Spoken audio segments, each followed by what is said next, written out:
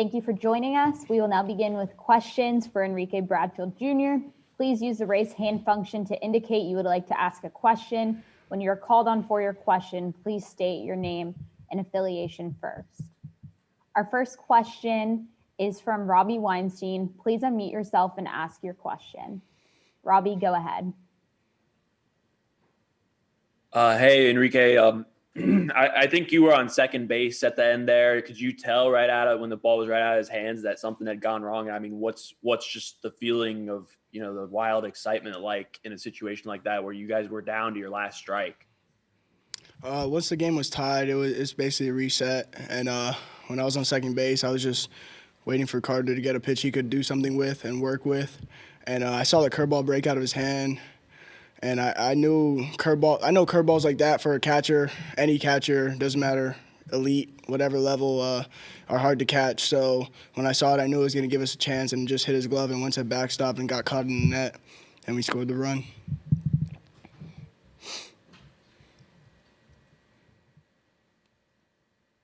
Our next question is from Kayla Anderson.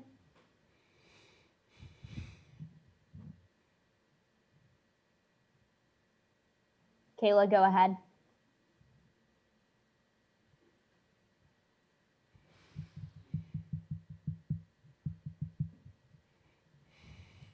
Our next question is from Chris Lee. Chris, go ahead.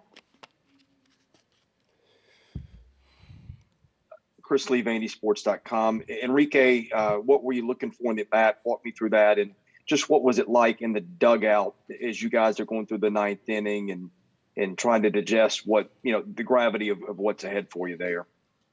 Going to the ninth, we all knew we could do it. We've done some crazy things this year, down in the last inning, 2 outs. A lot of the runs we score are 2-out runs. Nobody's on to start the inning. We get to 2 outs. We get a base runner. Then another base hit follows. So we knew it was always possible.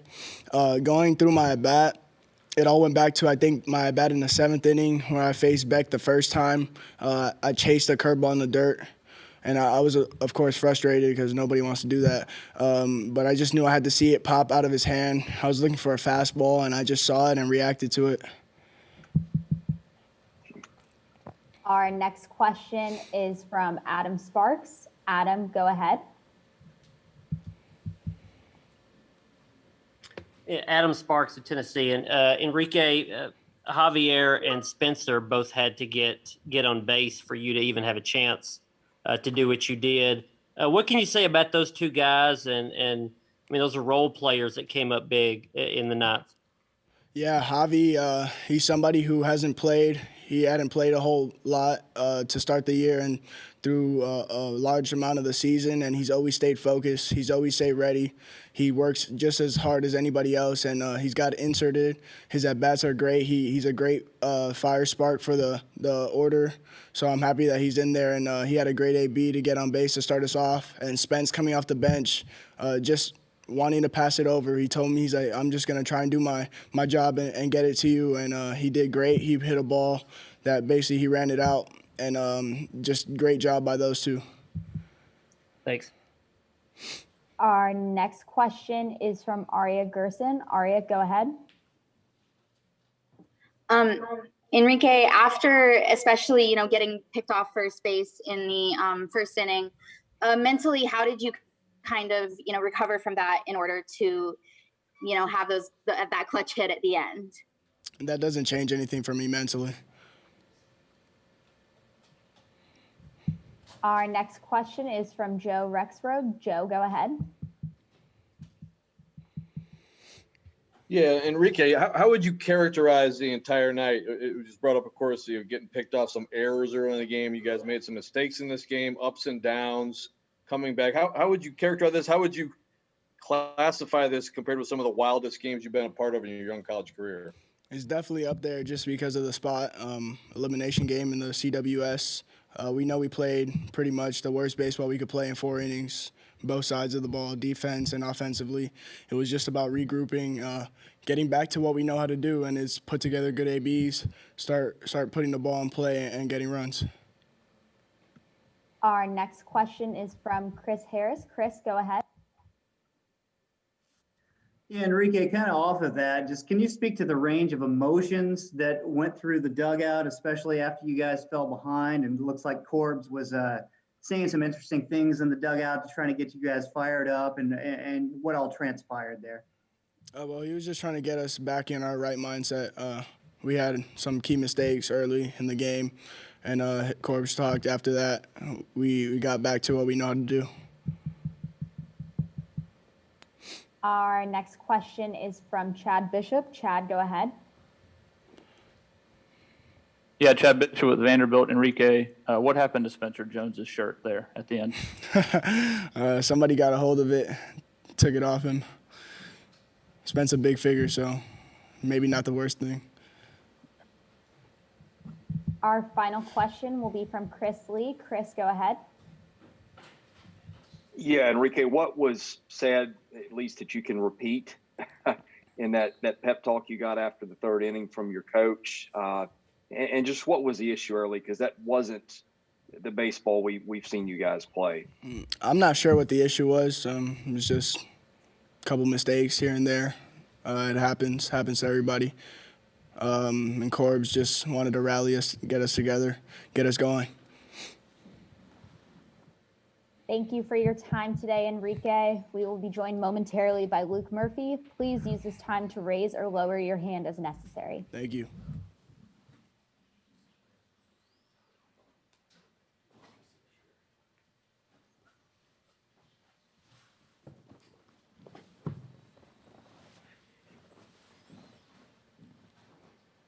We are now joined by Luke Murphy. Our first question is from Chris Lee. Please unmute yourself and ask your question. Chris, go ahead. Luke, you came in a big spot there in the eighth, bases loaded to a kid that had hit a couple grand slams. What's going through your mind with the pitch sequence with him? I think you started with maybe 5 or 6 fastballs and ended that with a slider, if I remember that correctly.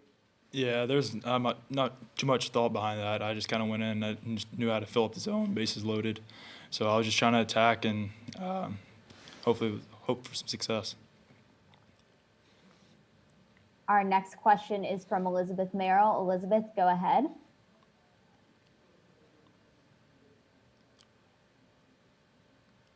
Luke, what did Coach Corbin, oh, you were probably in the bullpen, forget that. I was going to ask you, do you have any idea what Coach Corbin said to the guys in the dugout in the 4th inning?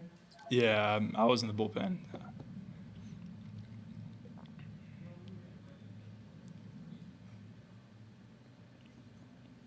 Our next question is from Kayla Anderson. Kayla, go ahead. Yeah, I guess just talk about the work from the pen tonight. Really important.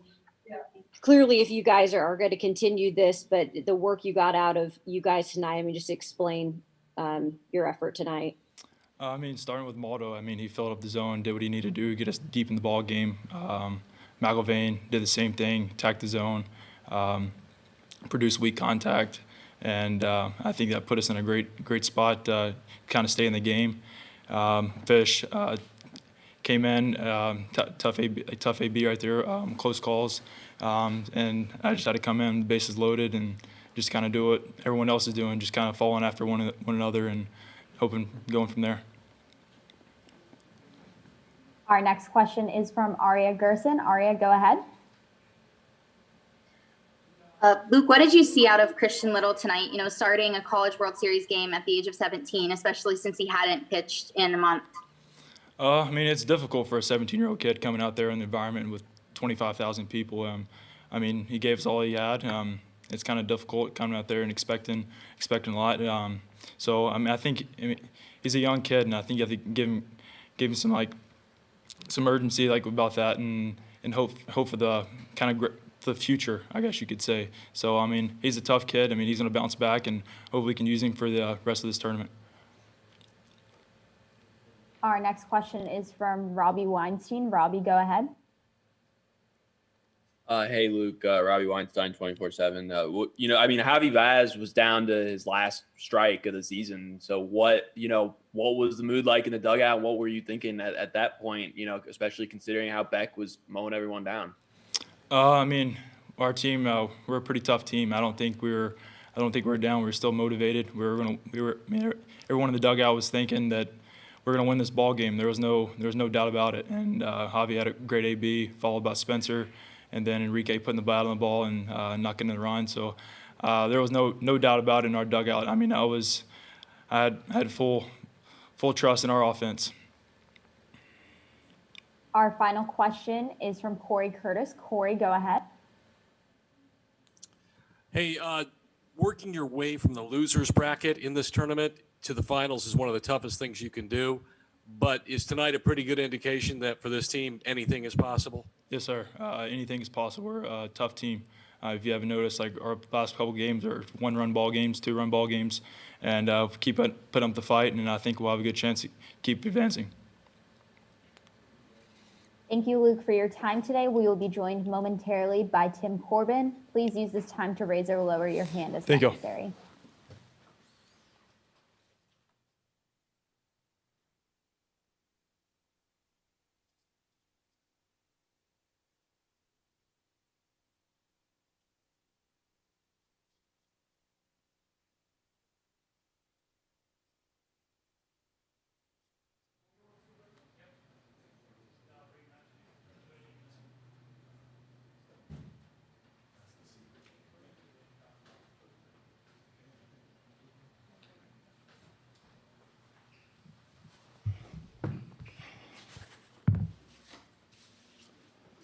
Thank you for joining us. We will now begin with an opening statement from Tim Corbin and then go to questions. Use the raise hand function to indicate you would like to ask a question. When you are called on for your question, please state your name and affiliation first.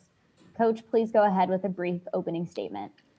Yeah, it was just a tough, emotional baseball game. It was probably the tale of two games for us in terms of the first 4 innings were sloppy. I thought we were tentative, didn't really handle the situation very well, and they were putting on us quick.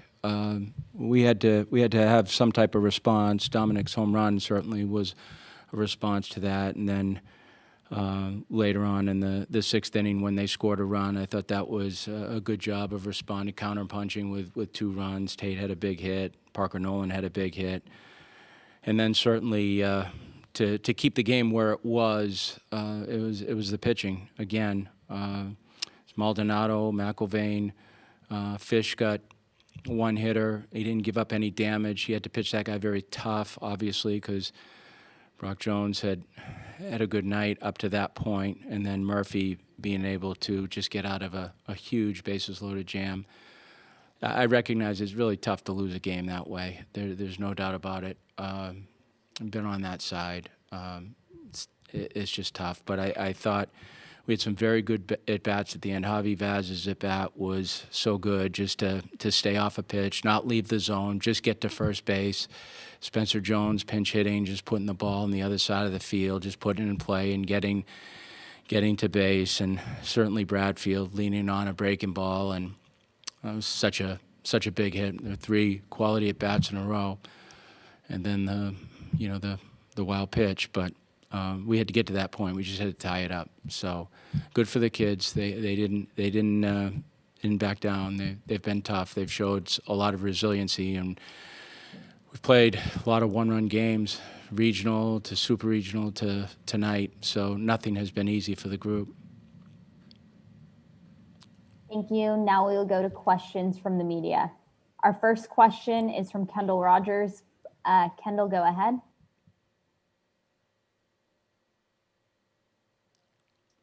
Kendall Rogers, D1 Baseball. Tim, just kind of looking at back when he first came into the game, I mean, as a coach and you watch a guy just with that electric of stuff, and then you go into the ninth of the season on the line, what was kind of your thinking going into the ninth, and what was kind of your message to the offense going into the ninth? I mean, what did you kind of feel that the offense needed to do differently approach-wise to be able to capitalize against a guy that's red hot like that? Oh, I just knew he was going to throw the breaking ball, and we had to Bax was talking to the hitters about watching the ball pop, and if it popped low, it wasn't going to be a strike. But we had to manage that pitch. I mean, I thought the breaking ball is kind of like it's cop-like. I mean, from Arkansas, it to me it had a similar feel to it. Now I didn't hit, but I knew we were having a hard time picking it up. And then he's got a good enough fastball that you have to be ready for that too. But I thought when he got himself in situations where he needed a pitch, he was going to always roll to that. And we kind of knew it, but we just had to do a good job managing the zone, and Javi did that. I mean, that was the at bat. That was the at bat that turned the inning. Is just getting to first base, and he could have left the zone on that breaking ball down, but he stayed off of it. That was a very good at bat by a kid that's got a good heartbeat for the game. Our next question is from Teddy Cahill. Teddy, go ahead. This is the first time you guys had faced elimination this season. Did it take some time to settle in, do you think, or how do you think everyone handled, just the added pressure of an elimination game? In retrospect, not very good, Teddy. I thought we were pressing a little bit. I thought we were pressing. We were anxious in some respects offensively. We were on our heels defensively, and it cost us. I mean, the first inning was indicative of kind of how we were playing the first 4 innings. I mean, balls not taken care of, fly balls not being caught. I just thought we were very tentative inside of the game.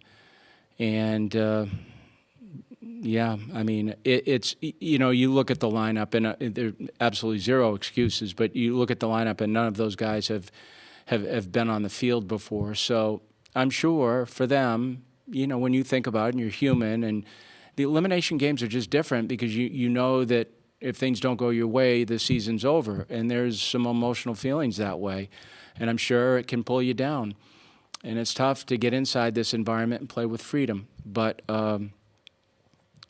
towards the middle part of the game, I thought we did. I thought we kind of settled in. The verbiage was different in the dugout, and the actions on the field, there was more communication. I thought we were really quiet at the beginning and just very tentative.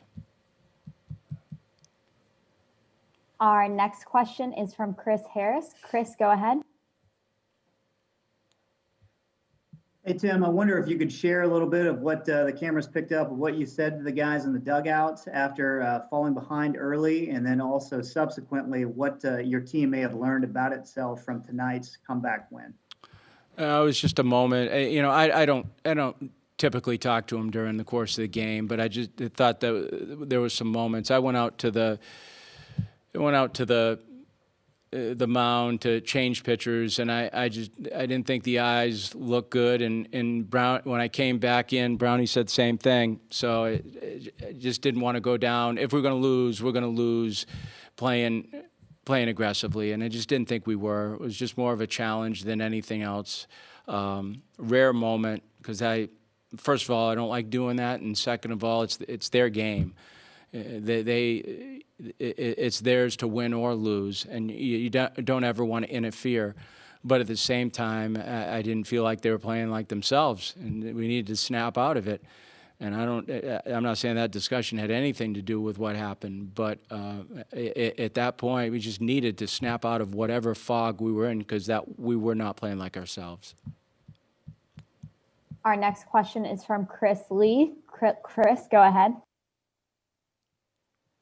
Yeah, Tim, talk about the decision to pinch hit Spencer on that spot. What into it, what you thought you could get from him to make him the right guy in that spot? Because it had been a while. He hadn't hit much, I guess, in the postseason. No, he hadn't. But at the same time, he got a pinch hit the other day, and he swung the bat early. Didn't get what he wanted, but he was ready to hit. And I think that's the most important thing. The other thing, his swings away from the game have been good. He stayed very present, even though he hasn't been playing. I credit him with that.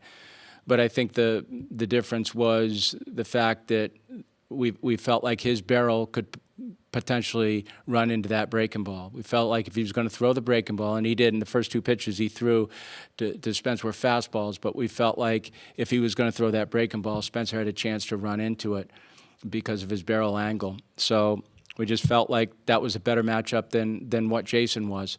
But you never know. You rolling dice sometimes, flipping coins. But felt like the one thing about Spencer, you're going to get a good heartbeat because he contains himself well. He's very present in what's going on. Our next question is from Adam Sparks. Adam, go ahead. Yeah, Tim, I wanted to follow up on that on Spencer and Vaz both. Those are two guys that had to practice a lot of patience before they got their opportunity. Is there anything about their character that helped them out in being prepared despite their limited experience this year? Well, I think you mentioned both of them, but Javi on the front end of it is very engaged in every game, and that was game 1 to game 50. You know, there was only one time he stepped on the field as a starter, and that was back when we played against Georgia. And then in the postseason, we got to a point where we felt like he was going to give us good at-bats. He was going to take his walks. He wasn't going to swing out of the zone. He could bunt. There were a lot of things we felt like he could do to move offense. And he gives you a pretty good defensive piece in the outfield. But, you don't get to that point and play well unless you stay present for the entire season, and he did. Jonesy, same thing. I mean, Jonesy's had to go through some tough stuff now. I mean, he's had two big injuries that have kept him out. It's tough to come back from the arm. So defensively, you just haven't had many options for Jonesy. You know, it's either DH or nothing. And he recognizes that, but wants to play. But he too he's a very calm kid. You know, he keeps the harmony of the team and just does what he has to do, and he understands a team role. But understanding a team role here at Vanderbilt is the most important thing these guys can do before they get a playing role, and that starts day one, and that has to happen. If you don't know what a team role is, then you'll never get on the field as a player. Thanks. Our final question is from Aria Gerson. Aria, go ahead. Tim, what does it mean for your team that they were able to win a game like this without, Rocker or Leiter down to the bottom of the lineup and after having played so badly at the beginning of the game?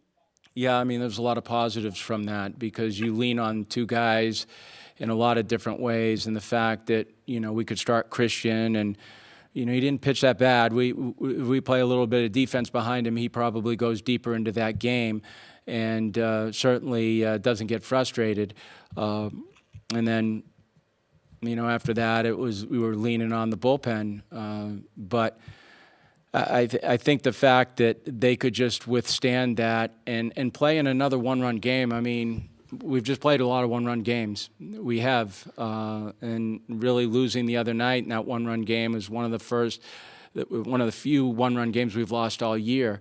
But they get to those moments, they do a good job of competing and staying in it. We might not be the most talented team, but the thing that you can't deny the kids is they are tough. They're tough, and they're every time you challenge them, they come back, and I appreciate that. I appreciate their fibers. Thank you for your time, Coach. Yep. Thank you. Thank you all for participating. You can find a recording of this press conference in the NCAA Digital Media Hub at www.ncaa.veritone.com.